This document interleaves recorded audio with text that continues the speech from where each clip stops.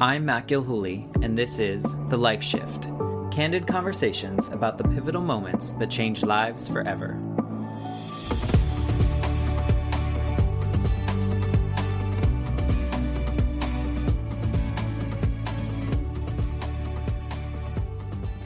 My friend, I am here with Adrienne. She's a good friend of mine, but we have a interesting backstory, don't we, my friend? Oh, we sure do. So let's see, 2003. Yeah, that'd be about right. 2003, we took a creative writing class together, and that's all I remember. I don't remember any moment from there besides that. Right. No, we sat next to each other in the back of the classroom on occasion. And then I think that we did some like study groups or group work at your house on one or two occasions. We did? Wow. Well, that was so long ago that I can barely remember. Right. But at some point, we became friends on social media. Correct. Right? And I was following all the fancy vegan food snacks that you were creating and posting about. And that was it. Like, we didn't really communicate too much. It was kind of back and forth here and there. And then 2018. Yeah. 2018, the beginning of 2018, I had just quit a toxic job that was not something that was good for my soul. And I had time to travel. And so I put out just a message on Facebook saying, hey, anyone want to go for like a 10-day adventure or 2-week adventure or whatever it may be? And then it was like crickets. And then you responded, which we had never hung out. Yep. I said, hey, Thailand sounds like a really cool trip. I've always wanted to go, and I have some vacation time and some savings to do it. So let's meet up and plan to do this thing. On the other side of the world. Right. Yeah.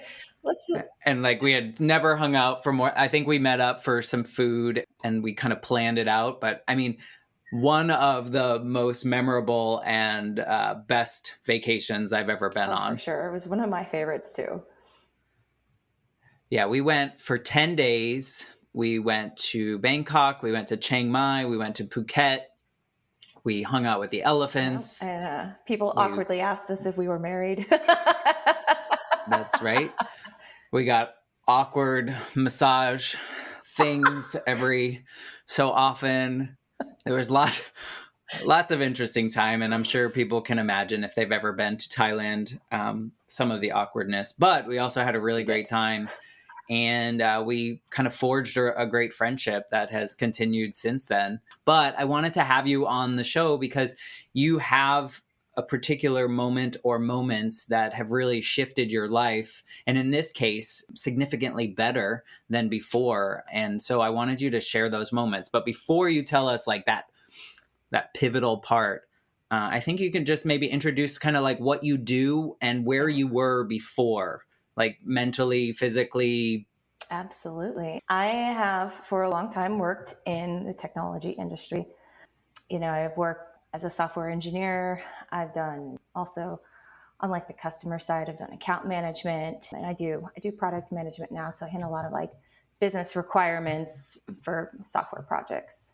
I'm a big nerd, basically. Yeah, I studied computer science, and then I got into, computer science related jobs. And I love all of it. I love, learning. I love research. I love creative problem solving. And I think that some of those things tie into the journey that we're going to talk about. And so that part of my life was very interesting. I was, unbeknownst to you at the time, because we didn't talk about our life struggles very much.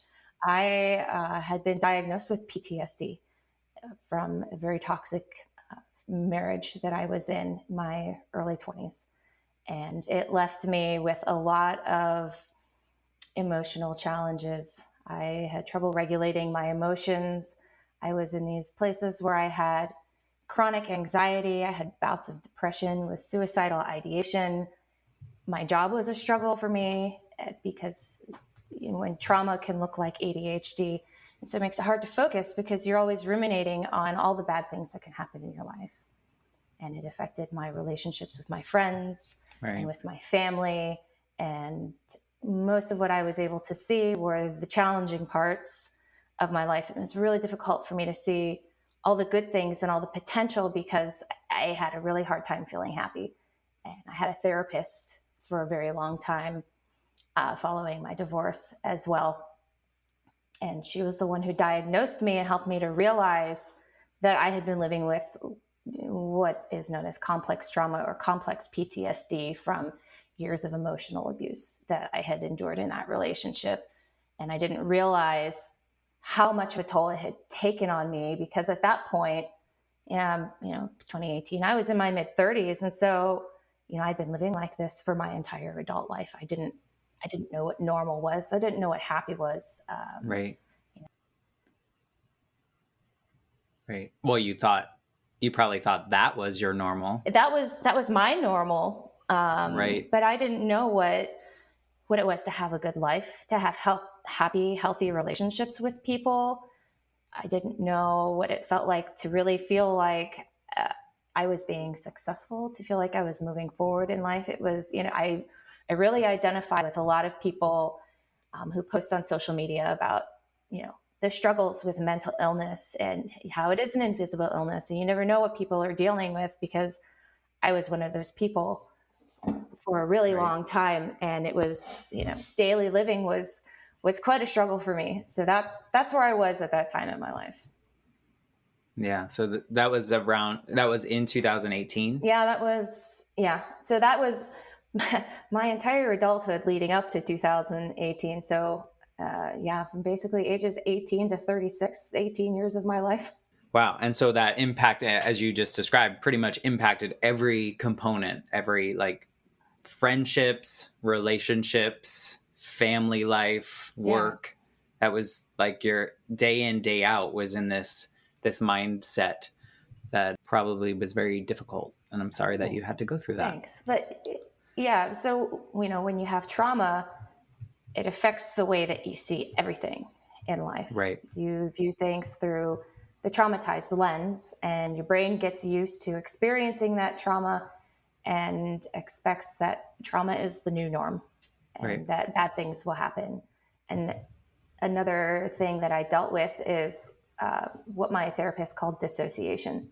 And dissociation is when you're exposed to things that are difficult, the mind will block them or tune them out. And that's the way of dealing with things. Instead of feeling them, you tune out. And as a result, you may have trouble recording and holding on to memories. And so I have a lot of missing pieces of my life from that time. There are lots of things I can't remember. My friends have to remind me about things that happened during that time in my life, and I still can't remember a lot of them. And that's an important detail, I think, because it was part of the catalyst moment that led me to where I am. Right. So that dissociation is almost like your brain or body is protecting or trying to protect you from additional trauma. Yeah, that's exactly right. So we have different ways of dealing with trauma and stress. You might have heard of fight or flight, but there's a third one called freeze or play dead, right? And that's the notion of tuning out. And that's where dissociation comes in. And so you'll see this with a lot of people that have trauma. They don't want to be present with the pain. And so you can just mentally tune out. And when you're stressed, it's also more difficult to create and maintain memories as well. So you live in that constant stress cycle, and it's really hard to remember things on the short term and in the long term. That was wreaking havoc on my daily life as well, because I couldn't keep anything straight. Right. And I couldn't remember good things that were happening in my life too, which further compounded the depression that I was dealing with. So this might sound like an ignorant question. As someone that has had bouts of depression and those kind of things, I do notice that when you are in those moments, that it's, I don't want to say easier, but it feels easier to stay in those moments than it does to quote unquote do the work to get out of those moments. Is it similar in a case as extreme as what you experienced? I'm going to say yes, because when you're in a state of that chronic trauma, the things that lead you to the complex trauma diagnosis, right? The idea is that you're in a situation for a long period of time that you feel like you can't escape from. And so when you feel like you can't escape, there's a part of yourself that just gives up. And that's the checking out process. And so you have to get to a place where you feel safe enough in your body and in your mind before you can start to deal with the trauma. Right. Well, there's a positive to this story, at least from how I know you now. So that seems like at some point there was a tipping point for you in which you needed to seek something to become the person you are today. So do you want to talk a little bit about that? Yeah. So I'll talk about my mental breakdown. Hey, I think here before you do that, I think it's important to think about because so many people stigmatize mental health and issues like this, and we're all human and we face similar things, whether they're super extreme or not. I think other people are going to relate to your story. So yeah, before we go into that, I think it's super important and brave of you to share what you're about to share. thanks. I jokingly call it my mental breakdown. More technically, it's probably what would be referred to as a flashback, right? With PTSD, people can experience flashbacks. And with complex PTSD, it's a little bit different from acute PTSD.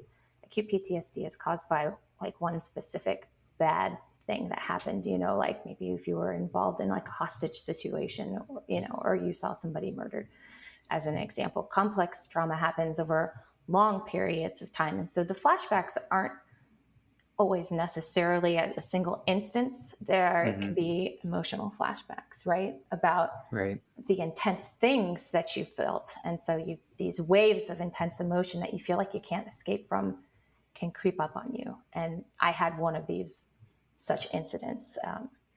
What had happened was I was visiting my family for Thanksgiving that year in 2018. And, it was a safe space, giving my mind a place to relax and kind of like check out and give myself some recovery time from, a stressful job, stressful life. And the day after Thanksgiving, my sister wanted to put up the Christmas tree as we do every year, traditionally. And she put up the tree and she handed me a Christmas ornament that I had made for her and given her because I used to do stained glass as a hobby, and I made her this stained glass ornament, and she handed it to me, and I had no recollection of making it. I had no recollection of giving it to her, and I just, at that point, I was just experiencing this this despair at not being able to remember the good things in my life that had happened during that period of time. I realized I became more aware of how much was missing. And that is what led me to this downward spiral. And so that's when I started to have all of these flashbacks of these intense feelings of despair and darkness and, a deeper level of depression than I've ever felt. It's the realization that all of these pieces of my life were missing and that I might never get them back. And that, that was a profound loss for me that was coming to the surface and that I was realizing, because it's, I would describe it as another form of grief. When you lose something that's important to you, you know that it's not going to be there again. Somebody close to you might pass away, and you know that you're not going to be able to make new memories with that person. And so this was like a form of grief for me because I was aware at all of the memories that were gone from my life that I would never get back. And so I fell into this really dark spiral. At the time, I was living 6.5 hours away from my family. And I spent the whole car ride crying home over, all of the things that I was feeling. I couldn't stop crying. And I got home, and I fell into this like deep depression for days. And I called out of work I called my friends and I said, I don't want to hang out. I just shut the door and hid in my room from everybody, Right. basically. You couldn't function No, really. it was like the least functional that I'd ever felt in my entire life. And I had bouts of depression before, but this is by far Right. the worst that had ever crept up on me. Wow.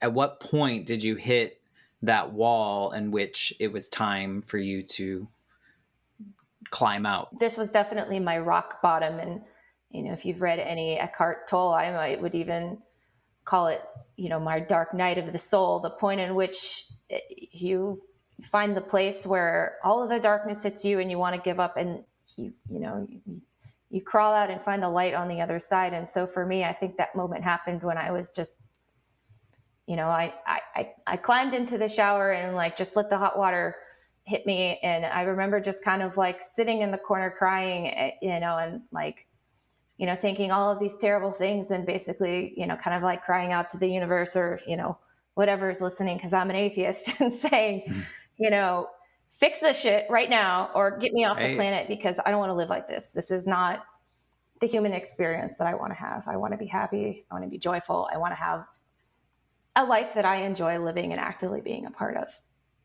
And so over the next couple of days, I started to feel a little bit calmer. I didn't, I was starting to level out a little bit, and I felt like it was just this waiting game, waiting for my body to calm down from this crisis that had happened to me. And within a week, I started, somewhere in my mind, we remember things that we don't always consciously hold on to. Everything that we experience goes into some subconscious part of our mind. Right. And within a week, I started to have this strong desire to seek out psilocybin bearing mushrooms. Some people might call them magic mushrooms. A lot of people use them recreationally, but there are a lot of studies being done on how psilocybin and other substances like MDMA can help to treat the traumatized brain. And mushrooms suddenly came into my awareness as something that could be a very interesting treatment for me. Right. Well, and before you go deeper, I think what's important to know is that I've always known you as someone that takes the time to research things deeply. So we live in a society in which people take a lot of things at face value. They read the summary, they read the top line headline, but you're not one of those people. You dive into the science, you dive into the details. You don't just take one study. So I think that's important to note too, is that this is not, even though you pulled this from your subconscious, right? I'm aware that you are a person in which you would research the heck out of it. For sure.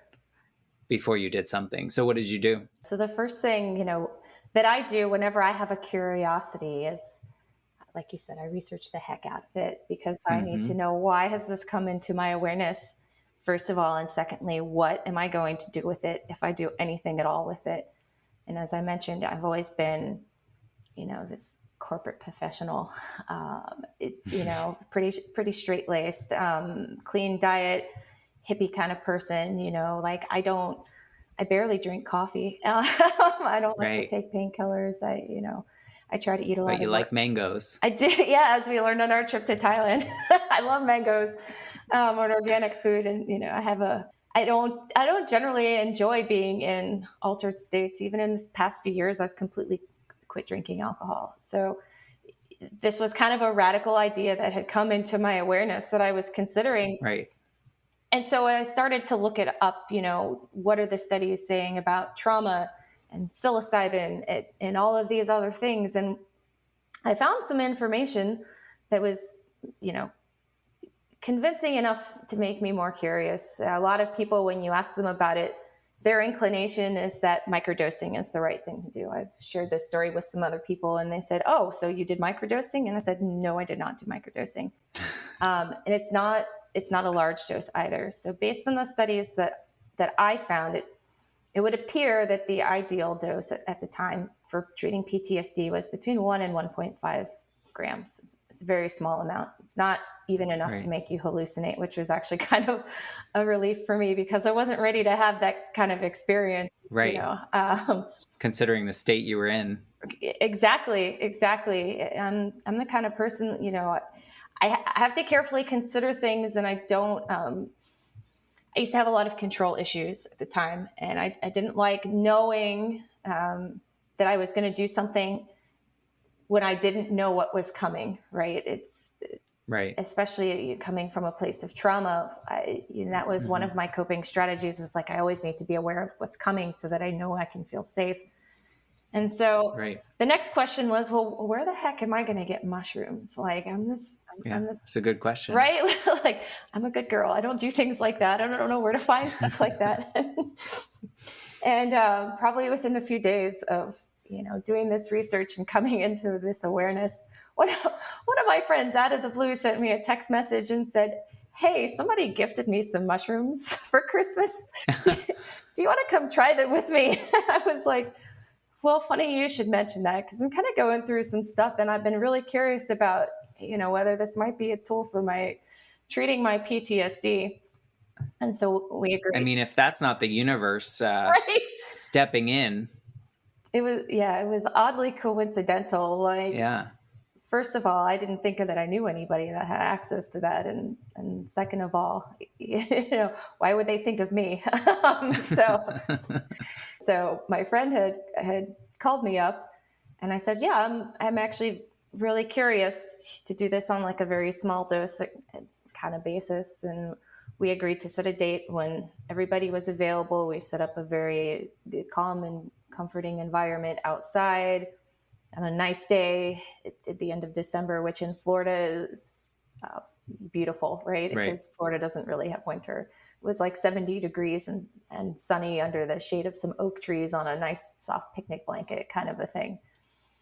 It's what most people would call summer. Right. Or fall. Right. So we did this, and I set an intention that I was going to have a calm and peaceful experience, and that I was going to allow whatever was going to happen. And I tried to remain calm as I could start to feel it affecting me. And which is probably hard to do. And so I started a very small amount. I didn't even start with the amount in the studies. I started with like 0.5 gram, which anybody who's familiar with mushrooms would probably laugh at. They'll be like, that's not going to do anything. But I could feel it because I'm very in tune with my body, and I can feel these subtleties, which is why I shy away from a lot of this stuff. And I started to notice over the next couple of days that my baseline level of operation, my moods were a little bit calmer. And that was noticeably different for me, to not constantly feel the agitation inside. And so I let him know, and he said, well, I have some more if you want to come back. So I went back and did it a second time. And this time I kind of worked my way up to 1 gram. Right. And then I started to see some noticeable differences. And after that, I didn't want to invite myself over and, take advantage and be like, okay, can I have some more of your mushrooms, please? Because they were right. So then the next step was, well, where am I going to find more of these mushrooms? Yeah. Where do I get my own? Right. How do I get my own? I kid you not. Within a week, another friend approached me and said, we were gifted some mushrooms from a friend, but we don't do them. Do you want them? I think that some people have this, idea that because I'm kind of a hippie, I've taken herbalism classes. I make a lot of my own, legal medicinal components that, this might be something of interest. And I said, yeah, as a matter of fact. And I kind of relayed the story. And I said, I am kind of curious and I would be happy to take them. And so I was gifted 7 grams, which, in this very small protocol goes a long way. Right. And so over the next 5 or 6 months, I did, 1 to 1.5 grams every 3 to 4 weeks, whenever I had like a free weekend. And I wanted to give myself time to really reflect on how I was feeling and not rush the process. And, the end of the story is that after that period of time, I felt I felt like I had a new brain. It was noticeably different. I felt like I was able to process things without having that underlying filter of what's going to go wrong in my life, or constantly feeling that my body was agitated. And so then one of the things that I immediately noticed was that therapy started to be more beneficial for me. Up until that point, I had really struggled with therapy.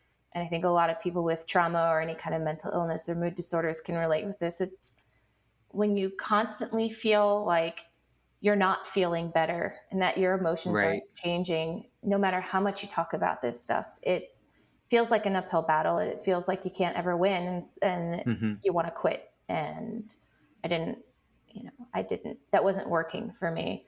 And so I started to notice that now when I went back and talked to, therapists, life coach, whatever, about this stuff, that suddenly I felt like the things that we were talking about were more meaningful, and that it was easier for me to let go because my body was reacting better to having the conversations and being able to talk about my trauma without everything, spilling over and being overwhelmed.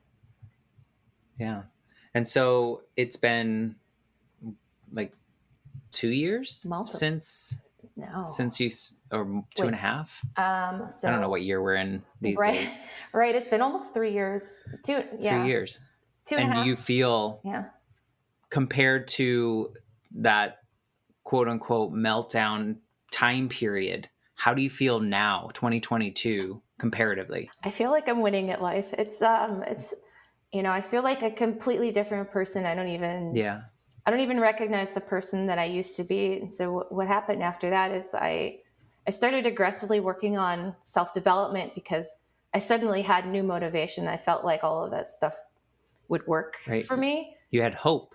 I had hope. That's exactly right. I suddenly felt like I had hope that I could, survive my own reality, and that I could heal myself, and that I could, form these new neural networks with kinder experiences in my life. And so I made a lot of life-changing decisions at that time.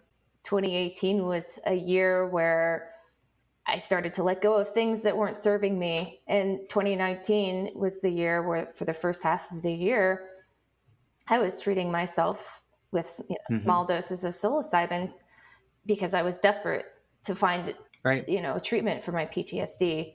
And so after that, I started devouring all of these self-development books. I started looking into all of these, healthy, holistic practices.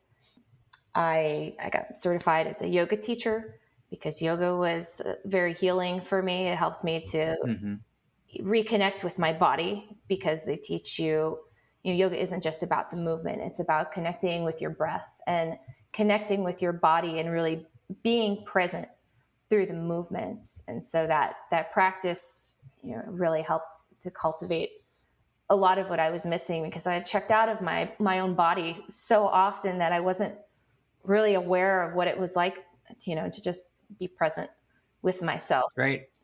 And I feel like for a while there, you were very focused on, and this might have been before, you were focused on heavy lifting. You were doing a lot of that. And that was probably related to the PTSD and the aggression that you could exert. Do you think? Well, yes and no. Yes, mostly. So for me, the exercise habit started back in 2015, partially because I was in my mid-30s and I felt like I was much, much older and everything in my body hurt. And I thought I shouldn't be living like this. But once I started doing it, I realized that all of that movement on a regular basis really helped with my stress levels. And because I was constantly stressed, constantly anxious. And so I started to exercise a lot. I started to exercise hard and very frequently, because that was a form of therapy. It was a form of self-medication for me. I think a lot of people can relate to that too. And I think what's interesting is that since then, and since this kind of self-treatment that you went through, you've kind of morphed more towards that connection with your body through the yoga and those breathing practices, and less of maybe some kettlebells here and there, but less of throwing around, your 250-pound deadlifts right. and things like I'll that. have you know, I never actually reached 250, but I really wanted to. No, I still lift a lot, but my practice and the way that I approach it has changed. I have, Right. done a shift to more like mindful movement and mobility based practice. I still lift heavy, but I'm more aware of the movements that I have when I'm doing that. I'm not doing it from the perspective of trying to prove anything to myself, to try to prove that I can be strong because I felt so weak. Right. I do it now as a form of self-care to help maintain the functionality of my body as I'm stepping into middle age. But hey, I'm even approaching my exercise with a completely different attitude. I think a much healthier one now. And I'm much better too at realizing when it is I need to take rest, which was very hard for me before. When you have trauma, you feel like you always need to go, go, go, because when you stop and rest, what happens? You're forced to sit with your pain and think about all of those things. And I think people that face any type of mental health concerns, such as depression and those things, are very similar. It's as soon as you stop, that's when everything kind of comes over like a big giant wave, having been there myself. And so you just kind of keep busy, which is not great in itself either, because you're breaking down your body in other ways. Yeah. But what's interesting to me is that you talk about this treatment that you found for yourself, which on the grand scheme of things was like smaller than, like what fits in your hand. Right. And it essentially changed your entire life. Like something that is natural, in a way, right? Solved years and years, or not solved, but helped recover from years and years of trauma. And I will say, watching you through the last couple years of the pandemic, I often say that you are the winner of the pandemic because of, one, the self-development that you've done just as a person, and the things that you've taught yourself, and the things that you've let go of and grown from, and all those pieces. But also, like, just you took this opportunity, if we'll call the pandemic an opportunity for you, you took it as an opportunity to really change and shift your life into ways that made your heart happy. Yeah. Which I think is super inspiring, and something that you probably, that 2018 version of yourself, could never imagine. Oh, for sure. Where you are right now. And I just think that's amazing. Yeah, I 100% agree with that. If I was still living as, 2018 and before Adrienne, I would not have made the moves that I have, made, figuratively and literally. I would not be doing the things that I'm doing. I wouldn't be approaching life with the mindset that I'm approaching it with. I was stuck in a lot of old patterns, and I've been more and more comfortable with leaning into my discomfort. And what has resulted of that is, with reconnecting to myself, I've learned to listen to my intuition about what's really good for me and what's really not good for me. I've learned to recognize my patterns. I've learned to recognize when I have fear and denial, when I have an old belief that's holding me back. I've learned to set better boundaries. That was huge for me. 2018 Adrienne had no boundaries, and stepping out of a string of bad relationships, I can clearly see where the problems were. And there was a long period of time where I worked very hard on boundaries, both for myself and for others, learning what's acceptable for me to say and do, and what's acceptable for other people to say and do in order to honor myself and my energy levels and my self-care needs. And,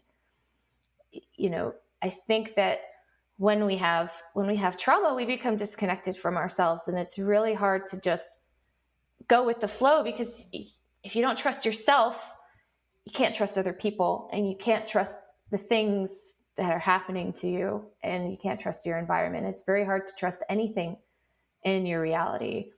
And so I think that reestablishing that connection and that trust with myself has been an integral part of all the growth that I've experienced. I've become comfortable with my body, I started taking dance classes. I learned to find my authentic movement. I learned how to comfortably express myself. I learned how to feel safe telling people no. And I learned to trust the things that were happening to me would work out for the best. And I think the biggest thing that's happening right now in 2022 is that one of the trends that I have started is, this is my year of quit. So in the past, I would have only quit doing something once it set me to the point of being completely overwhelmed. That was traumatized, Adrienne. And now I'm to the point where I say, if this isn't serving me, this isn't bringing abundance into my life, then I don't want it. And as part of that, what's happened is that now the opportunities I'm getting are people asking me to do things that I've never done before. And because they believe that I can do it. And so in the past, I would have said, no, I'm too scared to do that. I can't do it. Right. Today, I say, you know what? I'm going to give it a try and see what happens. And it's so that's where I'm at now. And if you don't like it, you quit, and you're okay with quitting it. Yeah. And it's not for you. What you just said reminds me of two other conversations that I've had, which is so interesting, the through lines that I'm seeing through these stories. And one is I talked to my friend Kristen, and she talked about radical acceptance of oneself. And in order to move forward, you must accept yourself where you are at that moment, and that every experience that comes before made you to this moment, and every experience after will help you accept yourself at that point.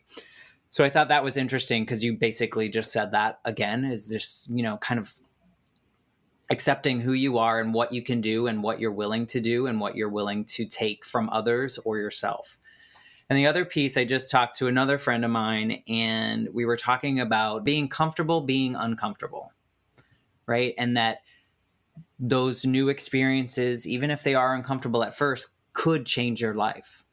They could push you in a direction that you never even considered, because your old version of yourself was like, I'm not going to do that because I might not be good at it, or it's too scary, or whatever excuse that we had for ourselves. And so that's what I heard from you. And it's an interesting through line. The more of these conversations that I have is that we all really face very similar things, some more extreme than others, some different solutions, whatever it may be. But as a human, there's communities within communities of people, and we can relate to each other. So I think your story is so powerful, knowing that you went an unconventional route to some people, right? And maybe this is the future for other people.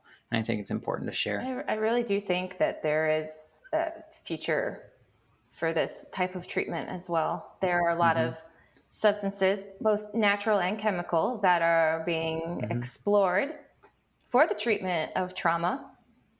And I think you're aware of this too. I think that you've mentioned some other friends who have done some of these things, or we've shared articles about the science behind it. And I think that as the science reveals more and we become more aware that these are going to become more accepted treatment methods, because there are things that will offer long-term treatment, not just a treatment of the symptoms, a treatment of the imbalanced biochemistry.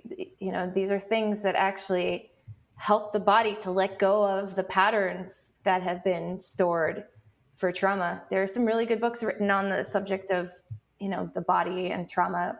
One of my favorite books is The Body Keeps the Score by Vessel van der Kerk. It's a really good book. He's a medical doctor. He talks about, how our bodies react to all of the things that we experience. And it's completely true. Stress is one of the most damaging things that can happen to our body. And trauma is like experiencing that stress over and over and over again. And humans are not meant to live like that. We evolved biologically to deal with small pieces of stress, right? Being chased by a wild animal, for example. You run for a little bit and then you get to stop running, and right? We're not meant to be running all the time, and living in this modern environment exposes us to a lot of things that we haven't adapted to yet, and may not adapt to, because all the change is happening faster than our bodies can evolve. And I think it's really good to look at things that occur in nature as treatment options because, we evolved on this planet with them. Yeah. And you know what, to that point, I think there needs to be a shift possibly in the pharmaceutical area, finding a way that we can actually get to the bottom of it and adjust that body chemistry, as you said, is probably or hopefully the way of the future. There's been a lot of research on depression. William Walsh and Carl Pfeiffer were two men. William Walsh is a PhD chemist, and Carl Pfeiffer is a medical doctor, and they worked together to define the 5 biotypes of depression. And it explains the biochemical imbalances, which are different mechanisms that cause depression for most people. And their model explains why some medications work for some people but not for others, right? Because of the different chemical imbalances that can happen.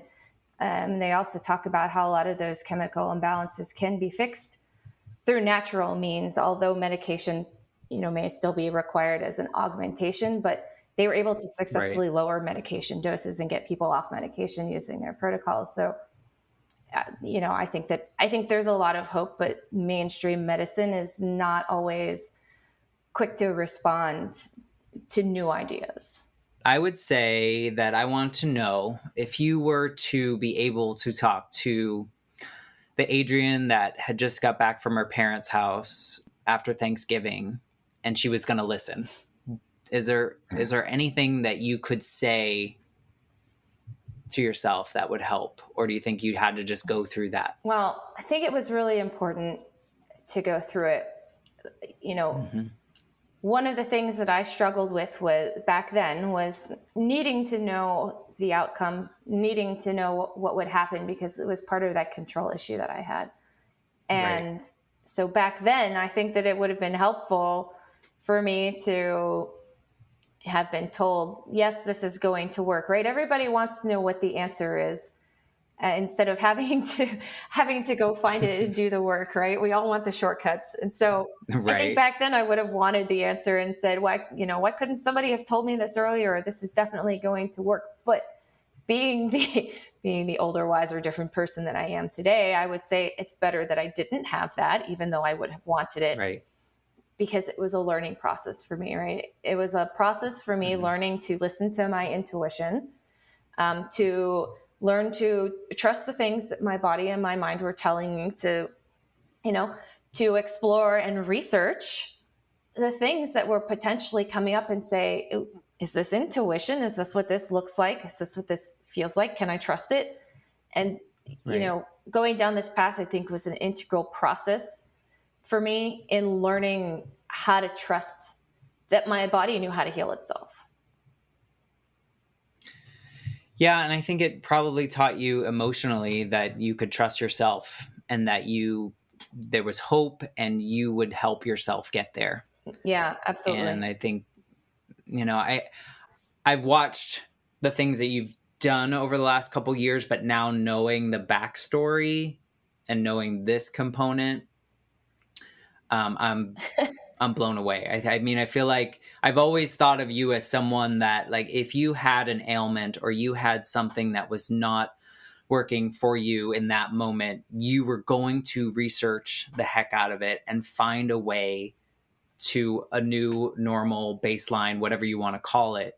But now knowing this part of you, I'm so happy for you. Thanks. Because you've really curated a new life for yourself in which whatever you want, you will make happen. Yeah, it's totally true. And there have been some other, health issues. And like we talked about, the biochemistry that needed to be sorted out as well. There was a reason that I was doing that research.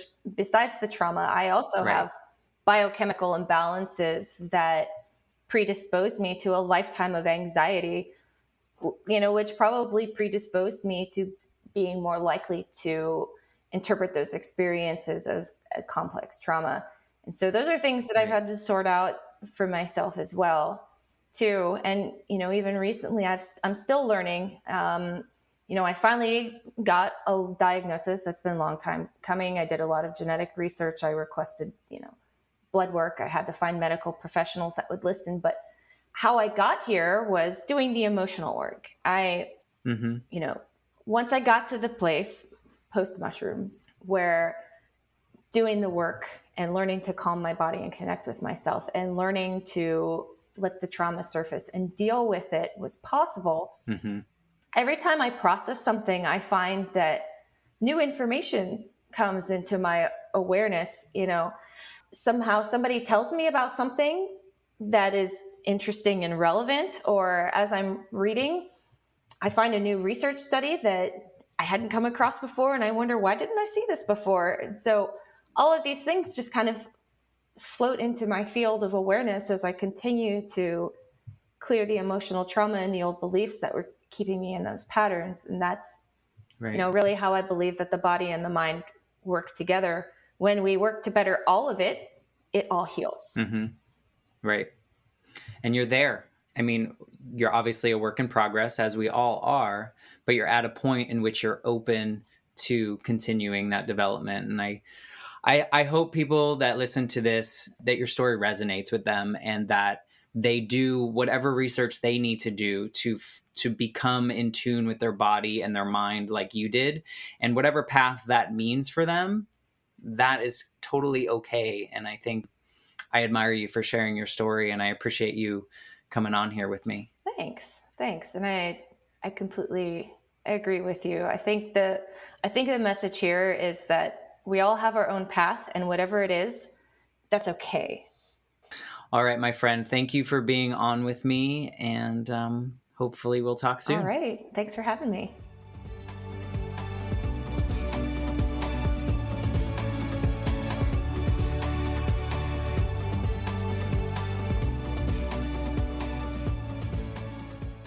You've just listened to the Life Shift Podcast. Please subscribe to the show on Apple Podcasts, Spotify, or wherever you listen to your favorite podcasts. For more information about how you can support the Life Shift Podcast, please visit www.thelifeshiftpodcast.com. See you next time.